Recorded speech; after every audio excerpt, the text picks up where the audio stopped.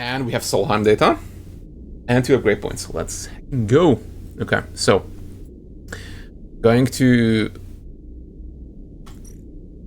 nullify the interface, which leaves 1 point, and then I'll get that one. I'll get that one. Let's repair the 2 dice. A little bit unfortunate that this one kind of started breaking as well. It is what it is, though.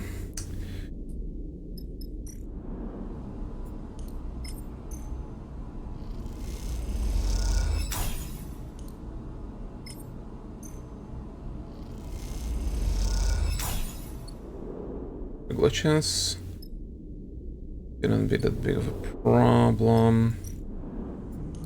Build bay, can unlock. It's around the locking system in data, and it gives up and unseals the door. You are in.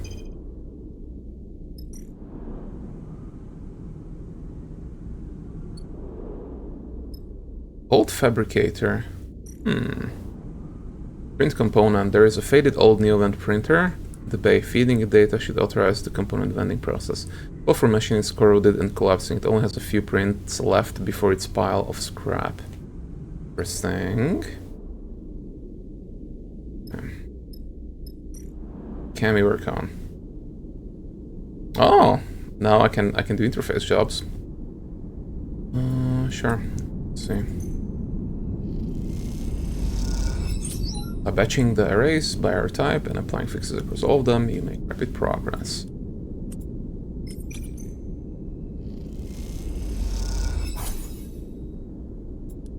Okay, it's hard work, but you managed to replace a few of the broken arrays. The residents give you a little money for the work.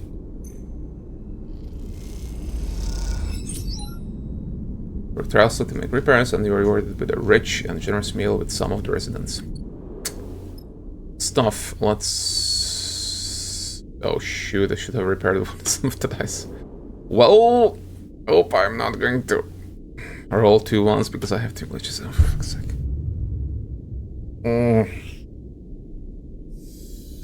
Are you an idiot? Only 1 glitch, okay. But that's a glitch one, so that doesn't count. That's actually wood.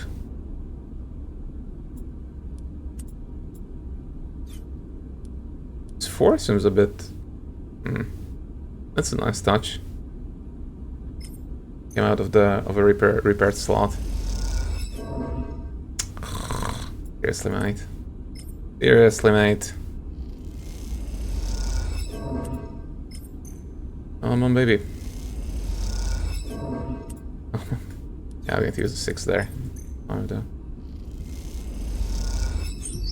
Yeah.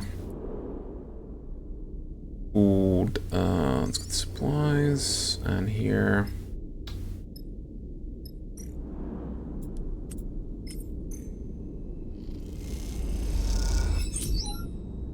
Yeah, so the right one gives energy. Let's have 1 more. And then we can continue on to this phase. A Wellspring, I think? The name of that one? Wellspring, yep. I mean, I don't necessarily need supplies right now, so... You know.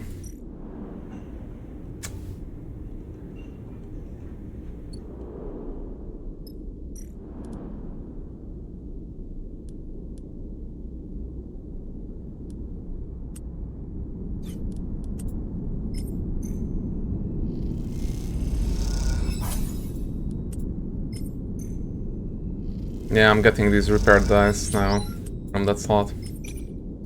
Pretty neat.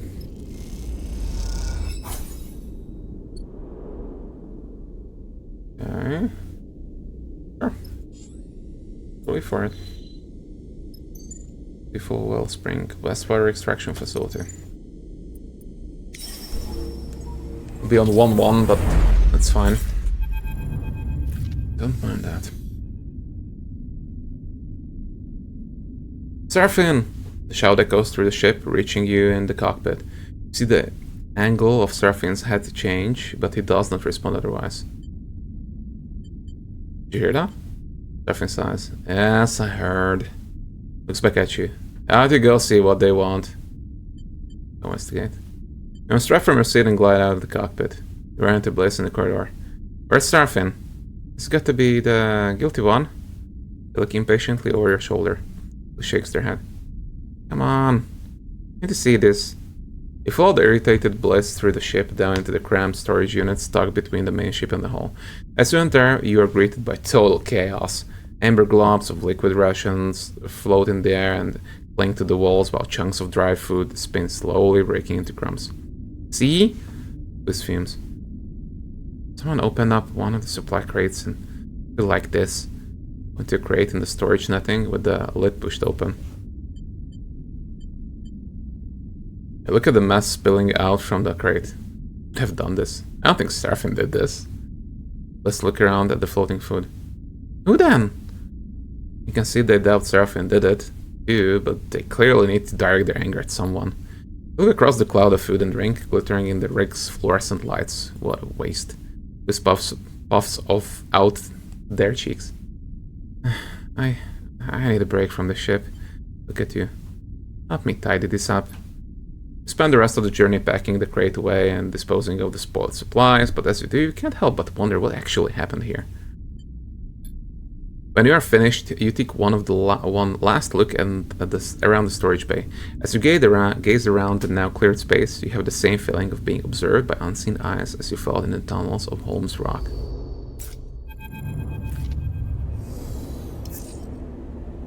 As it brings the ship into Wellspring's docking ring, you notice rare tension in Seraphin's piloting. He jerks the stick a little too hard while the docking bridge extends and the proximity alarm goes off. He curses under his breath. Relax, it will be okay. Don't ship 100 times, Sleeper. Keeps his eyes on the monitors. I am relaxed. Not what I mean. Seraphin doesn't respond, but you see him grip the rig's control a little tighter. As the ship stops, the docking bridge connected.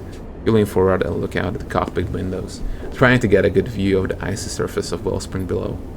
The harsh, gleaming ice gives way to the steep sides of the cut. The asteroid's one city.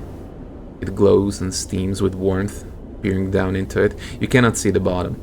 Beyond, along the horizon, you see the terraces of the pithead, where the current extraction effort must be taking place. Seraphin runs the shutdown sequence and unclips from his seat. He turns back to you, a flinty look in his eye.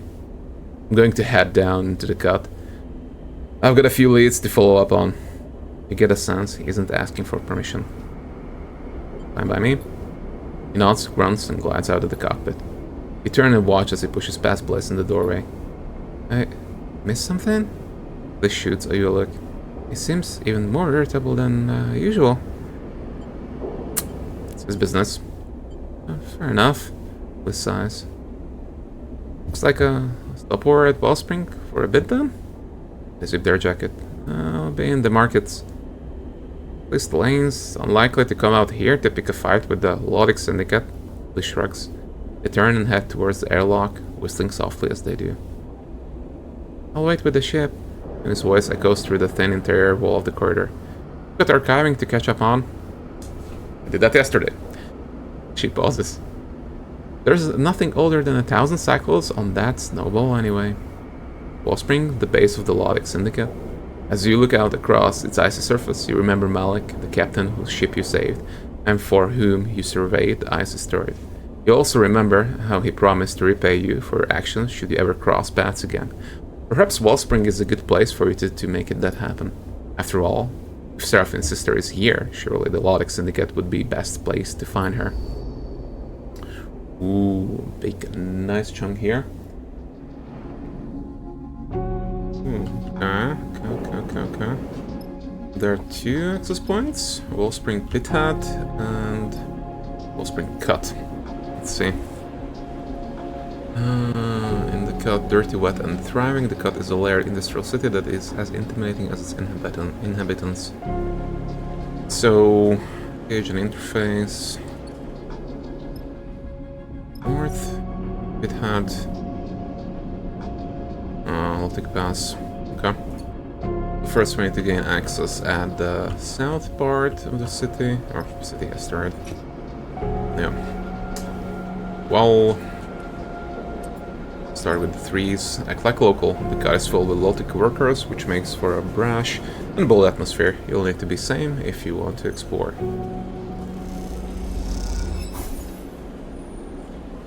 Good. Neutral. I'll take a neutral. Go with the flow of workers and drift past streaming shops and bars. The cold is held back by glowing characters at every corner.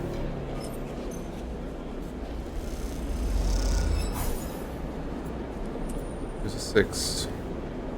For the hacking bit, you could wonder, but the Loytic Syndicate runs this place. Surely you can learn everything you need to know by tuning into their chatter. Yeah, that was quick. Amazing to think this place supplies most of the water. This looks across the Cutwater, the workers in their distinctive yellow gear. No wonder the Syndicate runs it like a corporation. Look at those gathered in the low ceiling, the bar gathered around cushioned couches, and low magnetic tables, their voices bouncing off the metal walls. All of them wear low-tech clothing, mark of their status as contractors for the Belt's most powerful syndicate. You look back to Bliss, who is watching another group, quietly discussing something serious in the opposite corner. I don't like it one bit. Bliss turns back to the bar and sips their drink through its metal straw. Contractors seem happy right now. They glance at you, though people usually are when their shift's done for the day. I've been looking around Chasm Row, searching out components in the markets. Down there, people don't seem so happy. This meets your eye. There's a lot of talk of contracts.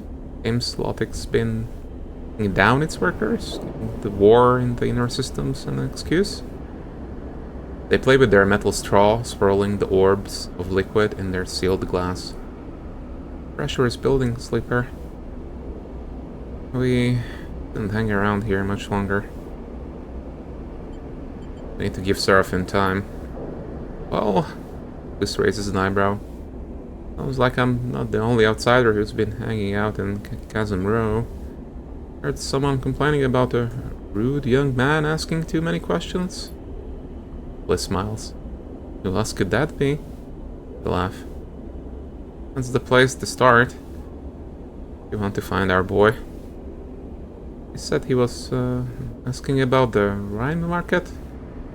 I have no idea what that is. Bliss looks out across the bar. Definitely a subject for locals, though. I'm not in a rush. Me neither. Who swirls their straw. Drinks here are pretty good. Something's coming. Me on that. You leave the Cutwater, shouldering your way through a crowd of boisterous contractors. There is a conspiratorial mood to the conversation now that Bliss has mentioned it, and you wonder what all the talk is about. You feel the sudden cold as you leave the streaming bar and enter one of the icy passages cut into the asteroid itself. All this water in the hands of a single syndicate. If something goes wrong here, the Belt will die of thirst long before the war reaches it. You turn up the collar of your jacket against the cold and head for Chasm Row. Chasm Row? One of those, yeah.